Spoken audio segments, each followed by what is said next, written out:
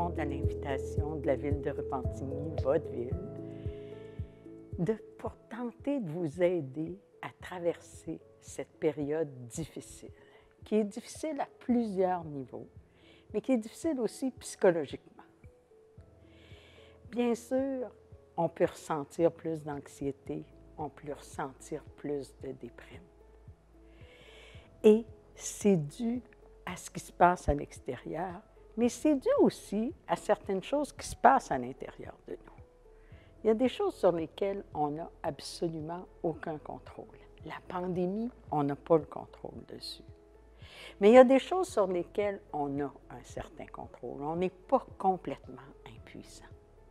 On peut faire quelque chose pour faire diminuer notre anxiété, pour faire diminuer le sentiment de déprime. Premièrement, si on regarde la pandémie, on peut dire que notre ennemi, là, ce n'est pas le gouvernement, ce n'est pas ceux qui ne pensent pas comme nous autres, ce n'est pas ceux qui ne posent pas les mêmes gestes que nous.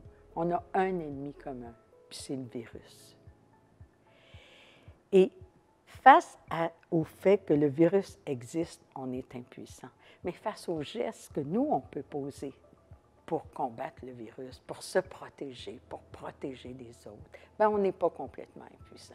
Fait que chaque geste qu'on pose, même si c'est difficile, porter le masque, par exemple, garder une distance, c'est difficile, mais on peut se mettre dans la tête que ça, là, c'est utile au monde qu'on fasse ça. C'est utile pour nous, puis c'est utile pour les autres. Qu'est-ce qu'on peut faire face à l'anxiété? Bien sûr, il y a des choses qu'on peut faire physiquement. Premièrement, faire de l'exercice. Évidemment, tout le monde n'est pas fou d'exercice. Tout le monde qui aimait aller au gym peut en être privé actuellement. Alors, la question qu'on doit se poser, c'est quels sont les exercices que moi, je peux faire et qui sont possibles actuellement? Et passer à l'action, faire quelque chose, parce que ça va vous faire du bien physiquement. Mais un autre moyen, apprenez à observer votre tension musculaire. Vous savez, quand on est tendu, des fois, les épaules nous montent comme ça, là, ou pour certaines personnes, c'est les mains qui se crispent.